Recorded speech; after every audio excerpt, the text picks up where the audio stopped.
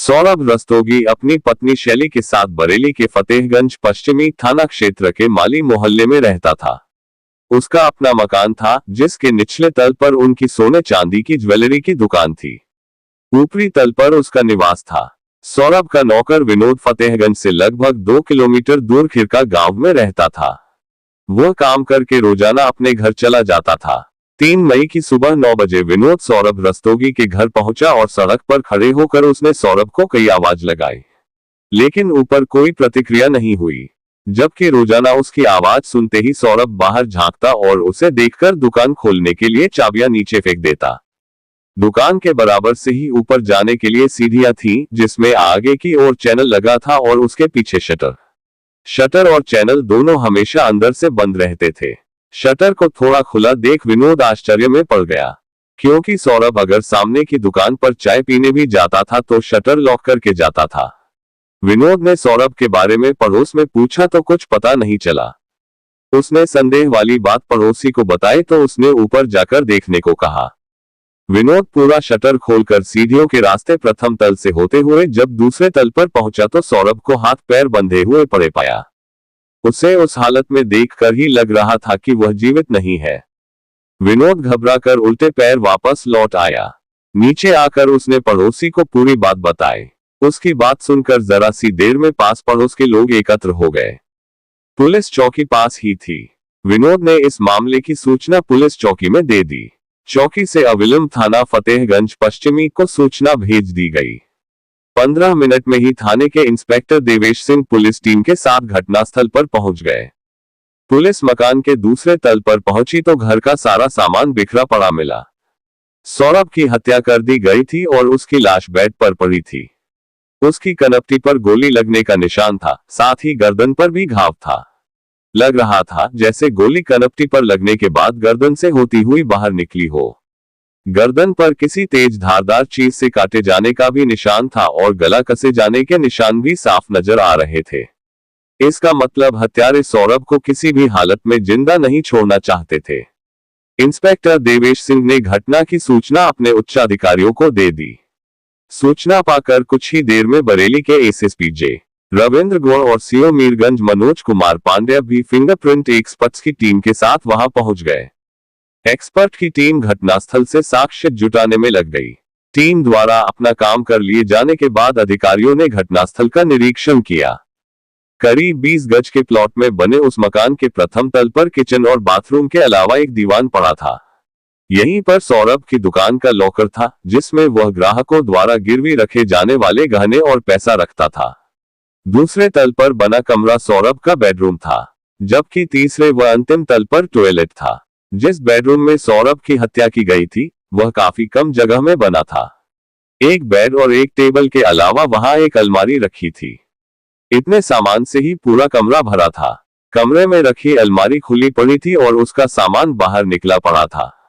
अलमारी का लॉकर खुला था और बिल्कुल खाली था। अलमारी और लॉकर के लॉक टूटे हुए थे। कमरे में टूटी हुई चुइयां पड़ी थी। कांच का गिलास भी मेज के पास टूटा पड़ा था। गिलास के कांच का एक टुकड़ा खून से सना हुआ था। सौरभ का गला शायद उसी कांच से काटा गया था। सीढ़ियों पर चाबी के कई गुच्छे पड़े मिले थे। इसी बीच सूचना पाकर बरेली से सौरभ के पिता सुनील रस्तोगी व अन्य घर वाले आ गए। उनसे पूछताछ करने पर पता चला कि गत दिवस 2 मई को सौरभ अकेला था। उसकी पत्नी शैली 2 मई की सुबह नोएडा चली गई थी। उस दिन शुक्रवार होने की वजह से बाजार की साप्ताहिक छुट्टी थी। सुबह पत्नी को ट्रेन में बैठाने के बाद सौरभ अपनी नानी की अंत्येष्टि में बछला गया था। उसकी नानी की मौत भी 2 मई की सुबह हुई थी। नानी की अंत्येष्टि में वह गया तो था, लेकिन घर वालों के रोकने के बावजूद जल्दी चला आया था। घटनास्थल के मुआयने और पूछताछ के बाद ये नतीजा निकला कि इस घटना को पुख्ता योजना बनाकर अंजाम दिया गया था। हत्यारों को ये बात अच्छी तरह पता थी कि सौरभ घर पर अकेला है, उसकी पत्नी शैली बाहर गई हुई है। इसीलिए घटना को अंजाम देने के लिए 2 मई की रात चुनी गई। हालात बता रहे थे कि घर के अंदर दाखिल होने वाले को सौरभ अच्छी तरह जानता था, क्योंकि कोई भी व्यक्ति बाहर से घर के अंदर तब तक प्रवेश नहीं कर सकता था जब तक अंदर मौजूद शख्स ताला न खोले। बाहर से ताला खोलना किसी भी तरह संभव नहीं था। सीढ़ियों के पास शटर लगा था जिसमें अंदर से ताला पड़ा हुआ था। फिर सीढ़ियां चढ़ने के बाद एक दरवाजा था, वह भी अंदर से बंद रहता था। अगर किसी ने दरवाजा तोड़ने का प्रयास किया होता तो निशान जरूर मिलते। दरवाजों पर लगी कुंडियां सही सलामत थी। इसका मतलब था कि सौरभ ने ही अपने किसी परिचित को देखकर दरवाजे खोले होंगे और उसे ऊपर ले गया होगा। रात 9 बजे सौरभ ने विनोद को फोन करके बुलाया था, लेकिन मौसम खराब होने की वजह से वह नहीं आ सका था। इसके बाद ही किसी समय सौरभ की हत्या की गई थी। पुलिस अधिकारियों ने गहन जांच पड़ताल करने के बाद करीब 1 बजे सौरभ की लाश पोस्टमार्टम के लिए बरेली स्थित मोर्चरी भेज दी। मौके पर मिले सौरभ के मोबाइल को पुलिस ने अपने कब्जे में ले लिया। घटनास्थल से पुलिस ने 2 बुलेट भी बरामद किए। उधर सौरभ की पत्नी शैली को पति की मौत की खबर मिली तो वह देर शाम दिल्ली से वापस आ गई। सौरभ के पिता सुनील रस्तोगी की लिखित तहरीर पर इंस्पेक्टर देवेश सिंह ने अज्ञात लोगों के विरुद्ध भादमवी की धारा 394 और 302 के तहत मुकदमा दर्ज करा दिया। पुलिस ने सौरभ के मोबाइल नंबर की कॉल डिटेल्स निकलवाई तो पता चला कि घटना वाली रात उसने अंतिम कॉल अपनी पत्नी शैली को की थी। उससे पहले उसने 9 बजे विनोद से बात की थी। इन दोनों कॉल से पहले सौरभ की बात एक अनजान नंबर पर भी हुई थी। उस नंबर पर उस दिन भी और उसके पहले दिन भी कई बार देर तक बातें की गई थी। इंस्पेक्टर देवेश सिंह ने उस नंबर के बारे में विनोद से पूछताछ की तो उसने बताया कि वह नंबर बरेली के थाना बहेड़ी के अंतर्गत आने वाले गांव जुआ जवाहरपुर की रहने वाली पूजा शर्मा का था। विनोद उसके बारे में इसलिए जानता था क्योंकि सौरभ ने उसे भेजकर कई बार पूजा का मोबाइल रिचार्ज कराया था। इससे पुलिस को यह मामला अवैध संबंधों का लगा। पुलिस ने पूजा के घर पर गिरफ्तारी के लिए दबिश दी, लेकिन वह नहीं मिली। पता चला कि वह 19 अप्रैल को अपने प्रेमी राकेश गंगवार के साथ भाग गई थी। राकेश पड़ोस के गांव मोहम्मदपुर का रहने वाला था। राकेश और पूजा का एक साथ भागना और पूजा का सौरभ से बराबर बात करना इस बात की ओर इशारा करता था कि संभवतः उन दोनों ने ही मिलकर सौरभ की हत्या करके लूट को अंजाम दिया था। पुलिस ने उन्हें शीघ्र गिरफ्तार करने के लिए मुखबिरों को सुरागरसी पर लगा दिया। 7 मई की दोपहर को एक मुखबिर से इंस्पेक्टर देवेश सिंह को सूचना मिली कि पूजा अपने प्रेमी राकेश के साथ इज्जत नगर रेलवे स्टेशन पर खड़ी है। ये खबर मिलते ही उन्होंने तुरंत वहां जाकर दोनों को गिरफ्तार कर लिया। दोनों को थाने लाकर कड़ाई से पूछताछ की गई तो उन्होंने सारा सच उगल दिया। पूजा थाना बहेड़ी क्षेत्र के गांव जुआ जवाहरपुर निवासी रामवीर की बेटी थी। रामवीर खेती किसानी का काम करता था। उसका अपनी पत्नी कमला से अक्सर वाद विवाद होता रहता था, जो कि कभी कभी भयंकर रूप अख्तियार कर लेता था। वाद विवाद का कारण था कमला का महत्वाकांक्षी होना। उसे अपनी चादर के हिसाब से पैर पसारना नहीं आता था। उसके हाथ में जितना पैसा आता था वह घर की जिम्मेदारियों के बजाय फिजूल के कामों में खर्च कर देती थी। 3 बच्चों की मां होने के बावजूद कमला को बन संवर कर रहना पसंद था। इसी वजह से उसके खर्चे ज्यादा बढ़े हुए थे। उसकी फिजूल खर्ची को लेकर पति पत्नी में प्रायः रोज झगड़ा होता था। इस सब से तंग आकर रामवीर ने कमला को तलाक दे दिया। तलाक के बाद वह अपने बच्चों के साथ अपने मायके बरेली के ही गांव मोहम्मदपुर आ गई। लेकिन जवान बेटी को घर में बैठे देख कुछ ही दिनों में माँ बाप को चिंता होने लगी। उन्होंने किसी तरह दौड़ भाग करके उसकी शादी जुआ जवाहरपुर के सेवानिवृत्त फौजी भूपराम शर्मा से कर दी। भूपराम सेवानिवृत्ति के बाद अपनी पुश्तैनी जमीन पर खेती बाड़ी करते थे। शादी के बाद कमला बच्चों के साथ अपनी इस ससुराल में रहने लगी। समय के साथ कमला की बेटी पूजा जवान हो गई। वह बरेली के विशाल कन्या डिग्री कॉलेज से बीए द्वितीय वर्ष की पढ़ाई कर रही थी। पूजा अपनी मां कमला से इसलिए नाराज रहती थी क्योंकि उसने दूसरा विवाह कर लिया था। इसी बात को लेकर मां बेटी में अक्सर झगड़ा हो जाता था। कमला अपनी झगड़ालू बेटी से कम ही बोलती थी। पूजा के उग्र स्वभाव से कमला काफी डरती थी। पूजा भी अपनी मां पर गई थी। उसके भी काफी ऊंचे ख्वाब थे जिन्हें पूरा करने के लिए वह सही गलत के चक्कर में भी नहीं पड़ना चाहती थी। ऐसी बातों में उसका दिमाग भी काफी तेज दौड़ता था। पूजा अपनी ननिहाल मोहम्मदपुर जाती रहती थी। एक दिन वहीं पर उसकी मुलाकात राकेश कुमार गंगवार से हुई। राकेश के पिता होरीलाल भी किसान थे। उसकी 2 बड़ी बहनों का विवाह हो चुका था। राकेश उन दिनों बरेली कॉलेज में बीए द्वितीय वर्ष प्राइवेट की पढ़ाई कर रहा था। इसके अलावा वह पार्ट टाइम नौकरी भी करता था। राकेश का पूजा की ननिहाल में आना जाना था। दोनों ने बीए के फॉर्म भी साथ साथ भरे थे। पूजा के ननिहाल में रहते राकेश का आना जाना बढ़ गया था। जब भी वह आता, उसकी नजरें पूजा पर ही टिकी रहती। पूजा नासमझ तो थी नहीं कि उसकी नजरों को नहीं पढ़ पाती। वो उसके दिल की बात बखूबी समझती थी। मोहब्बत का बीज जब दोनों ओर अंकुरित हो जाए तो एक दूसरे के करीब आने में वक्त नहीं लगता। धीरे धीरे पूजा राकेश से खुलती चली गई। वक्त के साथ दोनों ने अपने अपने प्यार का इजहार कर लिया। इसके बाद दोनों छिप छिपा कर एक दूसरे से मिलने लगे। जीवन भर एक दूसरे का साथ निभाने का सपना लिए दोनों ने जल्दी ही अपने बीच की सारी दूरियां भी मिटा दी। राकेश और पूजा जहां प्यार के रास्ते पर बेफिक्र होकर तेजी से आगे बढ़ रहे थे, वहीं उन दोनों के प्यार की बात गांव वालों से छिपी न रह सकी। जल्दी ही इस बारे में दोनों के घर वालों को भी पता चल गया। राकेश और पूजा के प्यार के किस्से सुन सुनकर दोनों के परिजन तंग आ गए थे।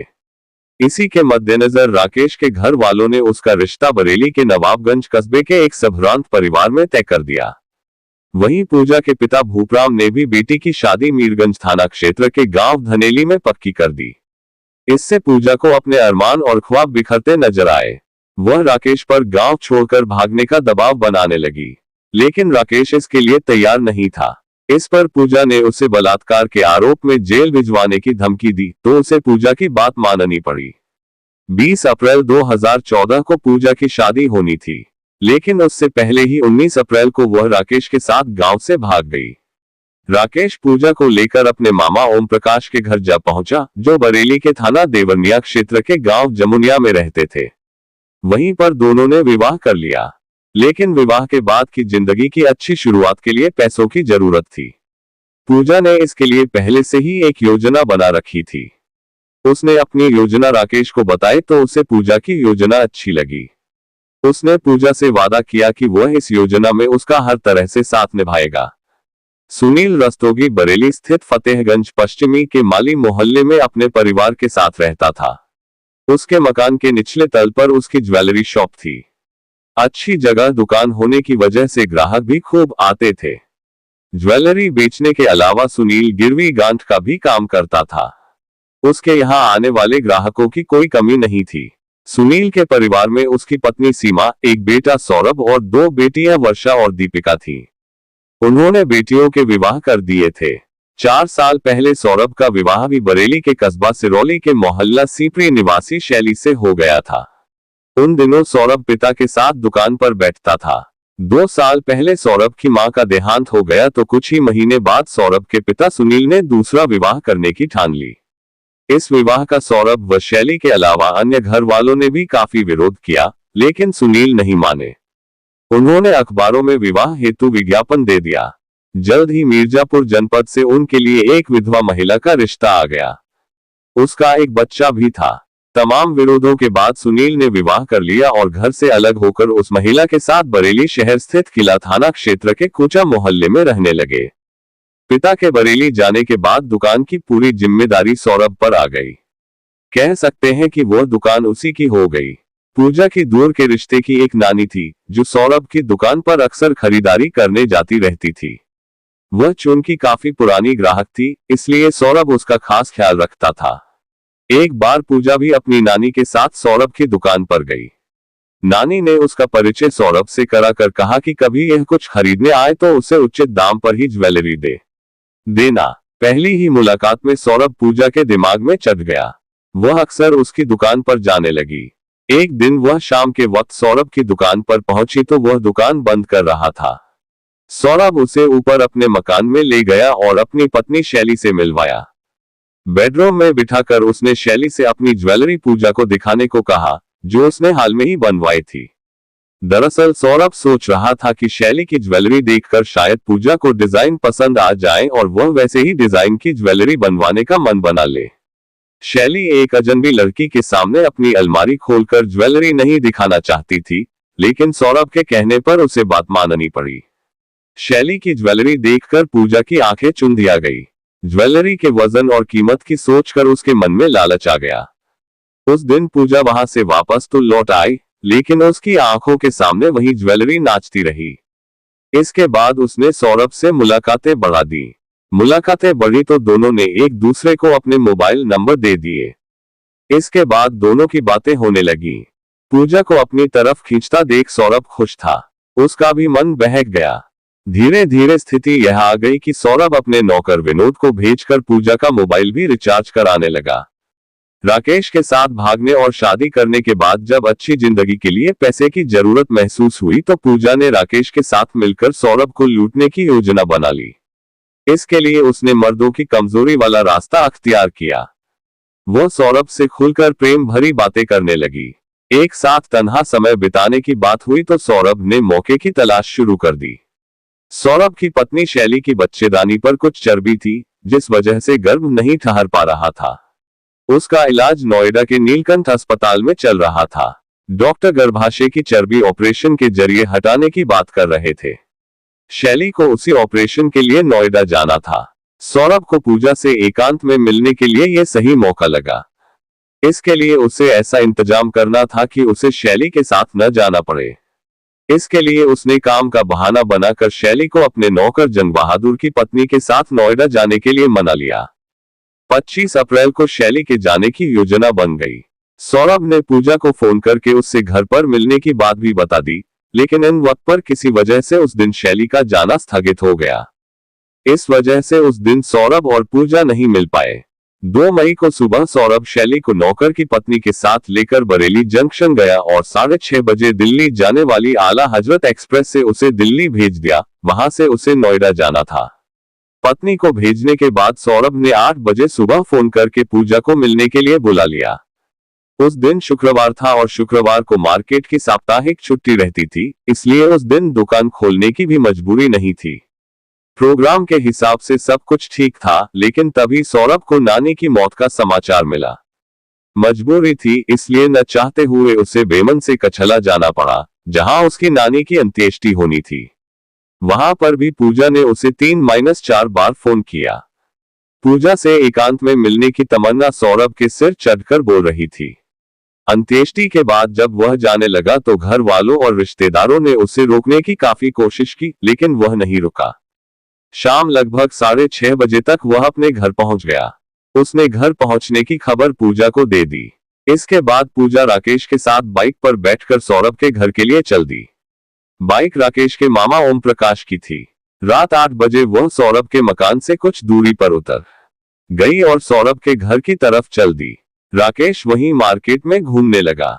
इसी बीच उसने शराब पी और वहीं पास के एक बैंक्वेट हॉल में हो रहे वैवाहिक समारोह में जाकर खाना खाया। नशे की हालत में उसने बाइक एक स्थानीय पत्रकार अनवार खान की बाइक से भिड़ा दी। इस पर दोनों में काफी बहस हुई। राकेश अपनी बाइक वहीं खड़ी करके वहां से चला गया। पत्रकार अनवार खान ने फतेहगंज पश्चिमी थाने को सूचना दी, जिसके बाद थाने से सिपाही वहां पहुंचे और राकेश की क्षतिग्रस्त बाइक को उठवाकर थाने ले गए। दूसरी ओर पूजा सौरभ के घर पहुंची तो सौरभ ने खुदा कर शटर खोला और उसे अपने साथ दूसरी मंजिल पर बने अपने बेडरूम में ले गया। कुछ देर दोनों के बीच बातें होती रहीं। फिर सौरभ 2 गिलास और फ्रिज से फ्रूटी की बोतल निकाल कर ले लाया। उसने फ्रूटी मेज पर रख दी। पूजा फ्रूटी की बोतल उठाकर दोनों गिलासों में पलटने लगी। इसी बीच सौरभ टॉप फ्लोर पर टॉयलेट चला गया। पूजा ने मौके का फायदा उठाकर अपने पर्स में रखे 81 की 2 टैबलेट का पिसा पाउडर निकाला और सौरभ के गिलास में डालकर मिला दिया। जब सौरभ टॉयलेट से वापस आया तो पूजा ने एक गिलास उसे देकर दूसरा गिलास अपने होठों से लगा लिया और सिप करने लगी। सौरभ फ्रूटी पीते हुए टीवी खोलकर उस पर प्रोग्राम सेट करने लगा।